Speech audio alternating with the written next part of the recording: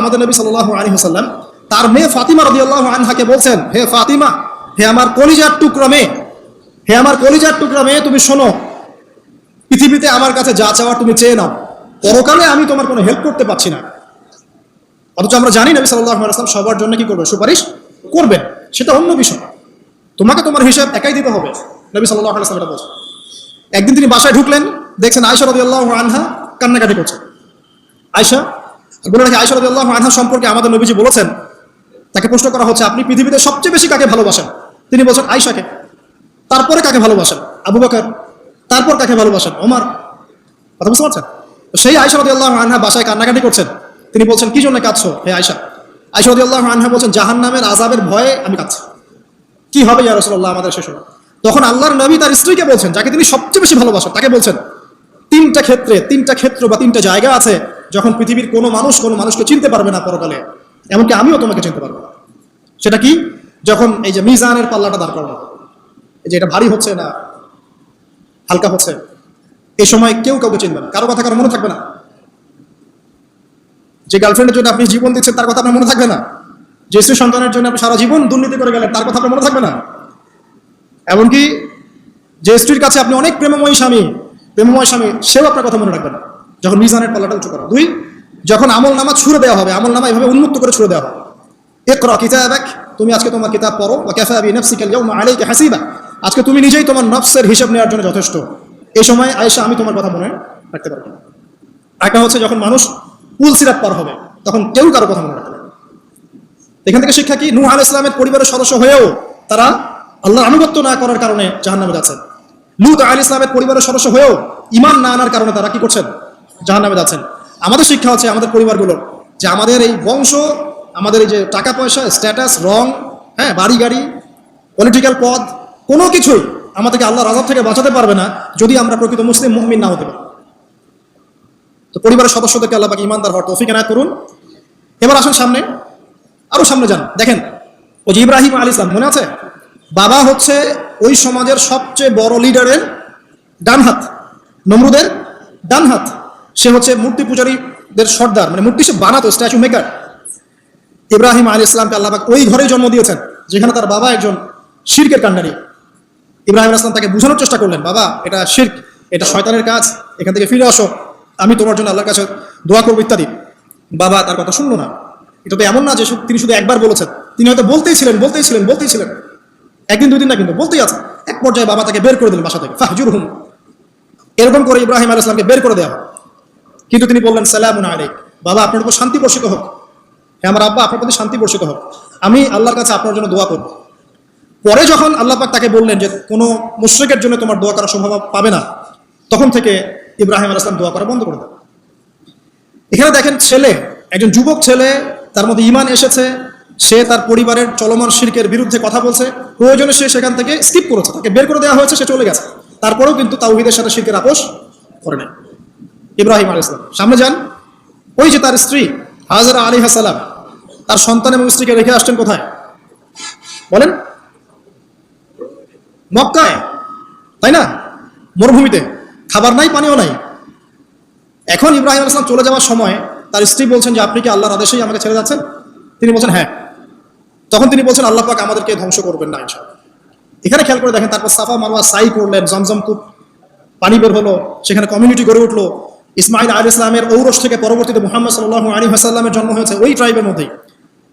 তো এখানে খেয়াল করেন, এই যে সন্তান ইসমাইল আলাইহিস সালাম, তিনি যখন একটু বড় হচ্ছেন তখন ইব্রাহিম আলাইহিস সালাম আসছেন, এসে বলছেন আমি স্বপ্ন দেখেছি, ইয়া বুনাই, আমি স্বপ্ন দেখেছি, ইন্নী আরা ফিল মানামি আন্নী আসবাহুক, আমি স্বপ্ন দেখেছি আমি তোমাকে জবাই করছি, ফানজুর মাযা তারা, তোমার কি রায় আমাকে বলো।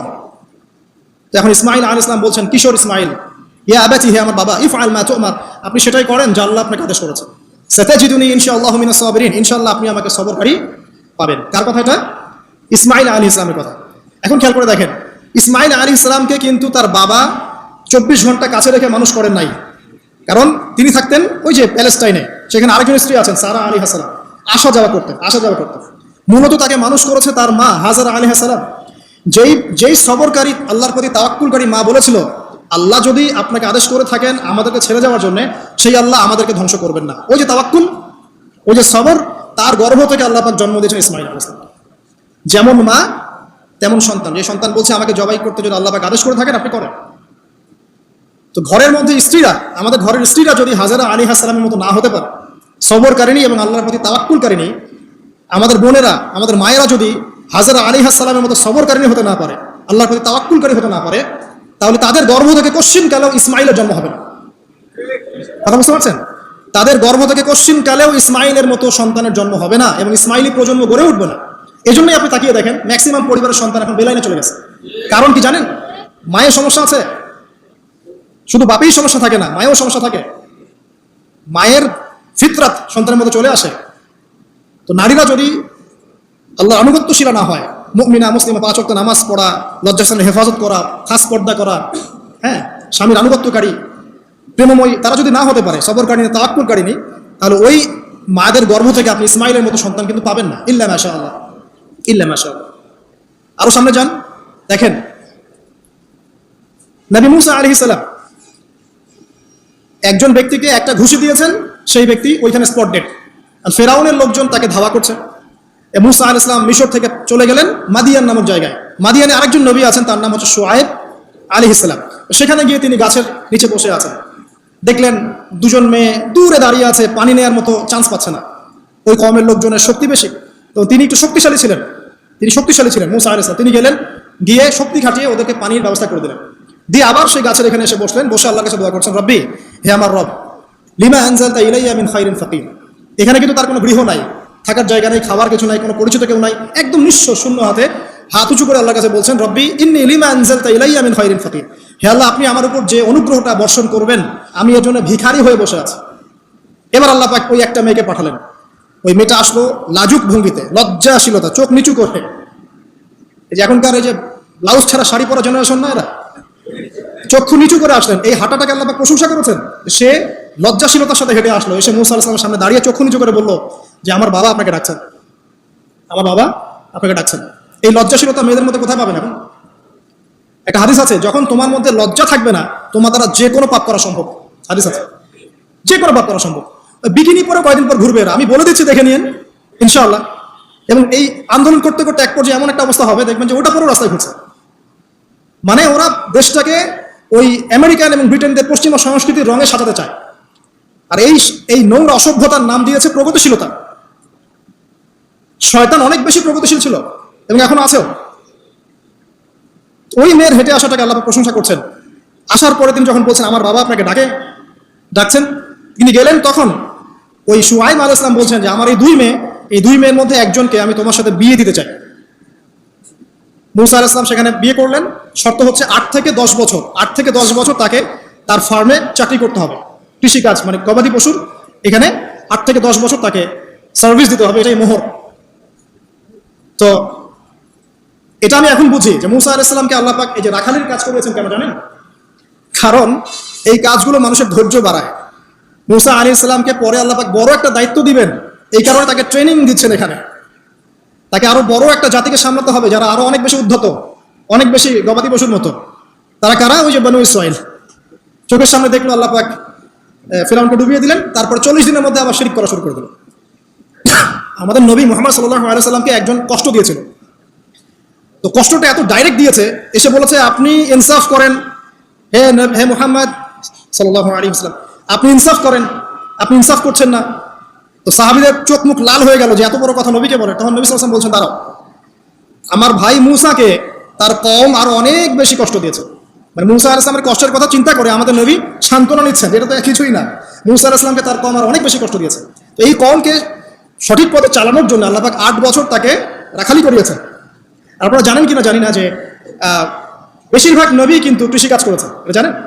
তো যারা কৃষিকাজ করছেন আপনারা এখানে নিজেকে হীনমন্যতায় ভোগার, ছোট মনে করার কোনো সুযোগ নাই। আপনি একটা নোবেল প্রফেশনের মধ্যে আছেন, খাঁটি প্রফেশনের মধ্যে আছেন, ঠিক আছে? তো দেখেন, এবার মুসা আলাইহিস সালাম একজন ভালো গার্ডিয়ান পেলেন, তার নাম শুআয়ব আলাইহিস সালাম। সেখানে বাড়ি পেলেন, সেখানকার জামাই, তিনি চাকরি করছেন, মানে তার সবকিছুই অনুকূলে। ওই যে দোয়া কিন্তু কবুল হয়ে গেল। সত্যি পুত পবিত্র একটা মেয়ে আল্লাহ পাক তাকে দিয়ে দিলেন। কারণ মুসা আলাইহিস সালাম ছিলেন অনেস্ট, মুসা আলাইহিস সালাম ছিলেন একটা সৎ ব্যক্তি, অনেস্ট, যিনি কখনো অশ্লীল কোনো পথে পা বাড়ান নাই। ঠিক তেমন একজন মেয়েকে আল্লাহ পাক তার জীবন সঙ্গিনী করে দিলেন। তাই আমাদের শিক্ষা হচ্ছে, আমরা যদি নিজেদেরকে পবিত্র রাখতে পারি, তোমাদেরকে বলছে, ইনশাআল্লাহ তুমি তোমার জীবনে পুত পবিত্র নেককার স্ত্রী পাবে। কিন্তু তোমরা যদি এখনকার এইসব প্রলোভনে পড়েছে না, মদ, পর্ন, হাবিজাবি সবকিছুর মধ্যে ঢুকে যাও, মাদক ইত্যাদির মধ্যে, পুত পবিত্র নারী আসবে না। দেখবা যে এমন নারী তোমার জীবনে আসছে যে নিজেও পবিত্র না। কিফা কিরম আল্লাহ পাক ব্যালেন্স করেন সবসময়, ইল্লা মাশাআল্লাহ। শুধু তাই নয়, শুআয়ব আলাইহিস সালামের মতো একজন গার্ডিয়ান তিনি পেলেন, যিনি তাকে দ্বীনের পথে হেল্প করলেন। পরবর্তীতে মূসা আলাইহিস সালাম নবী হলেন। এখান থেকে একটা প্রমাণ আছে, দলিল, সেটা হলো বাড়ির গার্ডিয়ান যদি দিনদার হয়, শুআয়ব আলাইহিস সালামের মতো সাপোর্টিং হয়, পরিবারবর্গকে দিনের জন্য সাপোর্ট করছে, সেই পরিবারের মধ্যে শান্তি আসবে ইনশাআল্লাহ। এবং সেই পরিবারের যুবকরা সৌভাগ্যবান, যুবতীরাও সৌভাগ্যবান, সেই পরিবারের সন্তান সন্ততি তারা সৌভাগ্যবান। তাই পরিবারের গার্ডিয়ান যারা আছেন, আজকে খুব শুনছেন, আপনারা সাপোর্টিভ হন, পরিবারকে দিনের ক্ষেত্রে সাপোর্ট দেন, একটা ভালো প্যারেন্টিং করেন, সন্তানদেরকে সুন্দর প্যারেন্টিংসের মধ্যে নিয়ে আসেন। আসুন সামনে যাই, এবার একটু কনক্লুশনের দিকে যাচ্ছে। আসেন, তো কোরআনের পড়তে পড়তে এরকম দলিল আছে। আরো দেখবেন, ইয়াকুব আলাইহিস সালাম মৃত্যুবরণ করছেন, সন্তানদেরকে ডেকে বলছেন যে আমার পরে তোমরা কার ইবাদত করবে। মানে তিনি কনসিয়াস যে আমার পরে বাচ্চা কাচ্চারা আবার যেন বিভ্রান্ত হয়ে না যায়, তোমরা কার ইবাদত করবে, ডেকে বলছেন। আর আমরা ওই সময় ডেকে বলতাম যে আমার ব্যাংকের 10 কোটি টাকা আছে, 1 কোটি ওকে দিস, 1 কোটি ওকে দিস, হ্যাঁ আমার জমি জমা এগুলা আছে, ওকে এটা দিস, ওকে এটা দিস। উনি ডেকে বলছেন তোমরা আমার পর কার ইবাদত করবে। সন্তানরা বলছে আমরা এক আল্লাহর ইবাদত করবো, যার ইবাদত আপনি করেছেন, আপনার পিতাও করেছেন। সচেতন গার্ডিয়ান। সামনে যান, আপনি দেখবেন ইউসুফ আলাইহিস সালাম, যিনি যে জেলখানায় বন্দী হলেন, পরে মিশরের খাদ্যমন্ত্রীর দায়িত্ব পেলেন, তার বাবা ইয়াকুব আলাইহিস সালাম কাঁদতে কাঁদতে চোখ অন্ধ হয়ে গেল। দেখেন, যখন ইউসুফ আলাইহিস সালাম তার ভাইদেরকে বললেন এই যে রুমালটা, এই রুমালটা নিয়ে যাও, আমার বাবার চোখের উপরে দিবে, ইনশাল্লাহ সে দৃষ্টিশক্তি ফিরে পাবে। এটা পড়েন নাই মনে হয়, সূরা ইউসুফের মধ্যে আছে। এই রুমালটা যখন আমার বাবার চোখের উপর দিবে, তখন সে তার দৃষ্টিশক্তি ফিরে পাবে। তখন ওই রুমালটা যখন তারা বহন করে নিয়ে আসছেন, অন্ধ ইয়াকুব আলাইহিস সালাম তিনি বলছেন যে আমি দূর থেকেই ইউসুফের গন্ধ পাচ্ছি। সূরা ইউসুফ আর জুলাইখার প্রেম কাহিনী নয়। সূরা ইউসুফ হচ্ছে তার পিতা ইয়াকুব আলাইহিস সালাম এবং এই যে তার ছেলে ইউসুফ আলাইহিস সালাম, তাদের মধ্যে ভালোবাসার কাহিনী। এটা ভালো করে পড়েন, ভালো করে বুঝবেন। এখানে পিতার সন্তানের ভালোবাসাকে বোঝানো হয়েছে। এত ভালোবাসেন তিনি সন্তানকে। এখান থেকে শিক্ষা কি? শিক্ষা হচ্ছে পিতাদেরকে সন্তানদেরকে ভালোবাসতে হবে, আদর করতে হবে, কাছে থেকে বোঝাতে হবে। সবসময় শাসনের লাঠি ঘোরানো যাবে না। সন্তান যদি হোঁচট খায়, তার হাতটা ধরতে হবে, ধরে বলবে বাবা কি হয়েছে, আমি তো তোমার সাথে আছি। মা কি হয়েছে, হতাশ কেন হচ্ছে, আমি তোমার সাথে আছি। একটা রেজাল্ট খারাপ হচ্ছে তো কি হয়েছে, আমি তোমার সাথে আছি। বাবা নামাজ পড়ো, বাবা কোরআন তেলাওয়াত করো, আল্লাহকে ডাকো, আল্লাহ তোমার সাথে আছে। ওকে কনফিডেন্স দিতে হবে। যখন পিছন থেকে সন্তানরা কনফিডেন্স পাবে, এই সন্তানরা বড় আত্মবিশ্বাসী হবে। আর পিছন থেকে যখন আপনি তাকে সবসময় শাসন করতে থাকবেন, জুলুম করতে থাকবেন, এ বড় হয়ে আপনাকে বৃদ্ধাশ্রমে পাঠাবে না, কোথায় পাঠাবে? সন্তানকে ভালোবাসতে হবে। এটা বলে রাখি, এখানে দেশে আবার 30টা বৃদ্ধাশ্রম আছে। ইসলামে বৃদ্ধাশ্রমের কোনো জায়গা নাই। আর এখন আমি চলমান একটা পত্রিকা রিপোর্ট দেখলাম গুগলে, নাম করা পত্রিকা, নাম বলছি না। তারা বলছে এখন বৃদ্ধাশ্রম সময়ের দাবি। বৃদ্ধাশ্রম এখন সময়ের দাবি, নাউজুবিল্লাহ। আর ইসলাম বলছে সবচেয়ে সেরা অধিকার দিবে মাকে, তারপরে মাকে, তারপরে মাকে, তারপর বাবাকে। মায়ের পায়ের নিচে জান্নাত, বাবার সন্তুষ্টিতে আল্লাহর সন্তুষ্টি, এগুলো ইসলাম বলছে। আর এখনকার সভ্যতা আমাদেরকে বলছে যে বৃদ্ধাশ্রম এখন সময়ের দাবি। ইউসুফ আলাইহিস সালামকে যেভাবে ভালোবাসতেন তার বাবা, সন্তানকে ভালোবাসো। আমাদের নবী মুহাম্মদ সাল্লাল্লাহু আলাইহি ওয়াসাল্লাম মানুষকে যত ভালোবাসতেন, এর কারণ কি জানেন? ছোটবেলা থেকেই তাকে খুব ভালোবাসা দিয়ে মানুষ করা হয়েছে। তার মা তাকে ভালোবাসতেন, তার দুধ মা তাকে ভালোবাসতেন, তার দাদা আব্দুল মুত্তালিব তাকে সাথে করে নিয়ে ঘুরতেন, কাবার সামনে বসাতেন, বসিয়ে বলতেন তার নাম হচ্ছে মুহাম্মদ, প্রশংসিত। এই নামটা তখন আরবে কেউ রাখতো না। আমার এই নাতি, আমার এই ছেলের ছেলে ইনশাআল্লাহ এ বড় হয়ে নেতা হবে, এই কথা বলতেন, তাকে আত্মবিশ্বাস দিতেন। এমনকি তার দাদার ইন্তেকালের পর তার চাচা আবু তালেব মুসলিম না হয়েও সুদীর্ঘ সময় পর্যন্ত ভাতিজাকে সাপোর্ট দিয়েছেন।